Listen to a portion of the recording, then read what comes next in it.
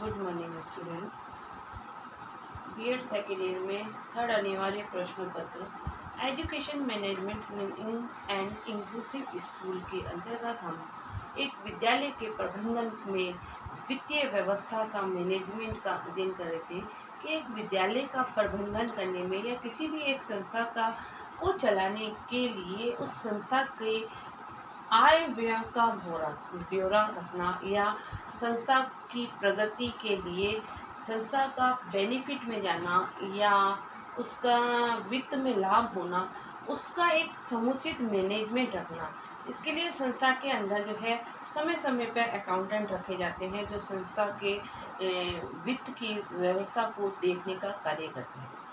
अब आज का हमारा जो टॉपिक है वित्त के स्रोत। एक विद्यालय के अंदर जो है संस्था को वित्त कहाँ से प्राप्त होता है, कहाँ से जो है उसकी आमदनी होगी, जिससे उसको पैसे की प्राप्ति होगी। क्योंकि इन्वेस्टमेंट तो तभी होगा जब पैसा आएगा, आय होगी तब व्यय होगा। ठीक है, तो आय और व्यय के ब्यौरा रखने के लिए सर जो है इसको हम वित्त की जो व्यवस्था है उसमें संस्था को कहाँ से पैसा प्राप्त होता है, इसको 3 भागों में बांटना है। कि पहला है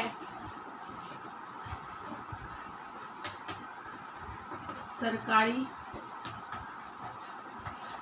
निधि, मतलब सरकार द्वारा संस्था के विकास के लिए जो एडेड स्कूलें होती हैं उसमें संस्था के विकास के लिए जो है संस्था को क्या करते हैं, पैसा देते हैं ताकि शैक्षणिक गुणवत्ता को बढ़ा सके, अपने कर्मचारियों को सही वेतन दे सके, समय पर सुविधाओं को उपलब्ध करा सके। इसके लिए जो है सरकारी निधि जो है सरकार द्वारा पैसा प्राप्त होता है। दूसरा है स्थानीय स्वायत्त संस्थाएं। स्थानीय स्वायत्त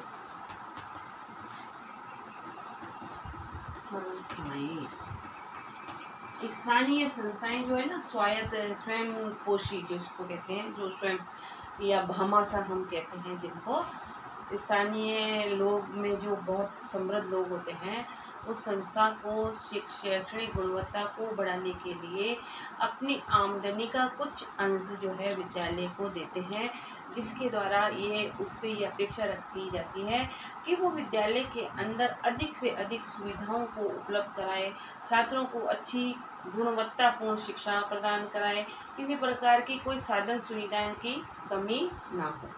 तीसरा है छात्र शुल्क। छात्र शुल्क विद्यालय में जो पढ़ते हैं बालकों उनसे जो फीस ली जाती है उसके द्वारा जो है उन बालकों की फीस से भी जो है आय की प्राप्ति होती है। तो 3 प्रमुख साधन है जिसके द्वारा विद्यालय में क्या होता है, वित्त पैसा प्राप्त होता है। एक है सरकारी व्यवस्था, दूसरा है स्थानीय स्वायत्त संस्थाएं, तीसरा है छात्र शुल्क। ठीक है, अब स्थानीय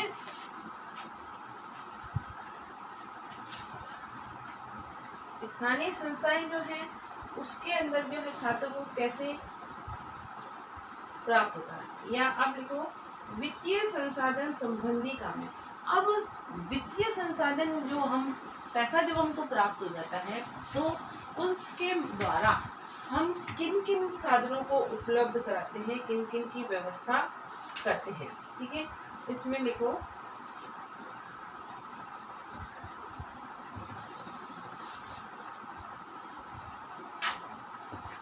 वित्तीय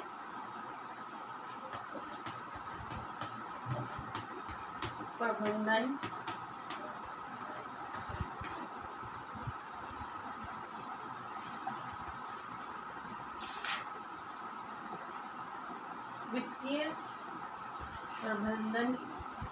के कार्य। इसमें है पहला है मानव संसाधन संबंधी कार्य। नंबर 1 है मानव संसाधन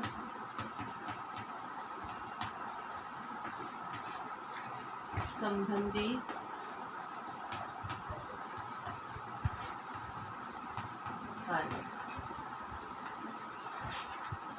दूसरा है भौतिक संसाधन।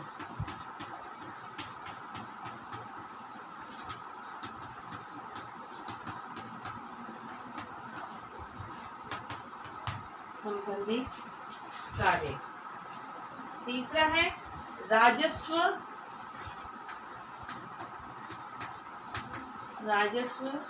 स्रोत संबंधी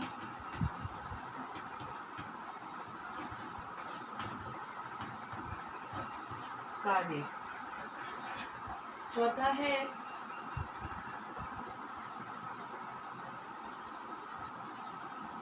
राजस्व स्रोत के भी 3 बताए हैं, सार्वजनिक हित और दूसरा है वैयक्तिक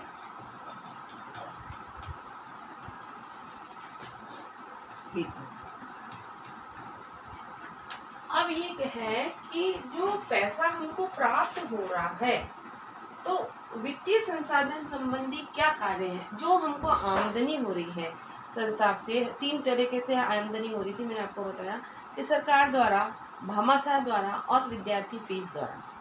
तो जो पैसा विद्यालय को प्राप्त हो रहा है, उस पैसे को जब प्राप्त करते हैं तो उसका हम इन्वेस्टमेंट या उनको कहाँ कहाँ किस किस क्षेत्र में कार्य के लिए लगा रहे हैं। ठीक है, तो इसमें आपका जो पहला है मानव संसाधन, क्योंकि जब संस्था में जो व्यक्ति काम कर रहे हैं और काम के बदले में उनको जो पैसा दिया जाता है, पारिश्रमिक दिया जाता है, उसकी व्यवस्था करने के लिए जो है उसकी व्यवस्था का प्रबंधन किया जाता है कि कितना पैसा कर्मचारियों की वेतन में खर्च होगा, कितना उसमें हमको देना होगा, कितना हमारा उसमें पैसा लगेगा। दूसरा है भौतिक संसाधन। विद्यालय के भौतिक संसाधनों को उपलब्ध कराने के लिए ब्लैक बोर्ड, फर्नीचर है, पुस्तक है, वाटर की व्यवस्था है, पेयजल की व्यवस्था है, सफाई की व्यवस्था है, ये इत्यादि बहुत सारी इक्विपमेंट, नई नई टेक्नोलॉजी है। उन सब की व्यवस्था को उपलब्ध कराने, साधन सुविधाओं को उपलब्ध कराने में कितना पैसा लगेगा। अब जो राजस्व स्रोत संबंधी पैसा इन्वेस्टमेंट होता है, उसमें 2 प्रकार से, एक तो सार्वजनिक हित में और एक व्यक्ति स्वयं के हित में उसको लगाता है।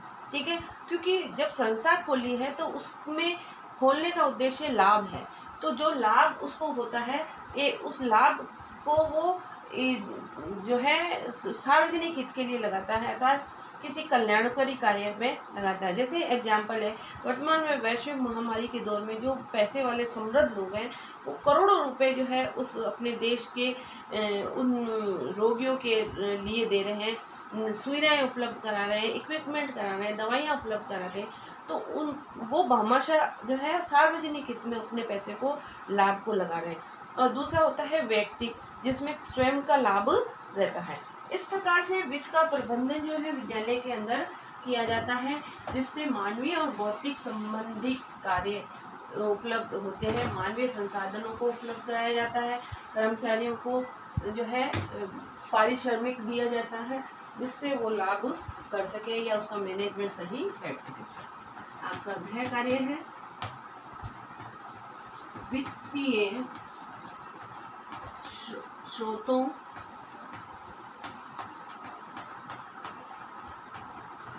का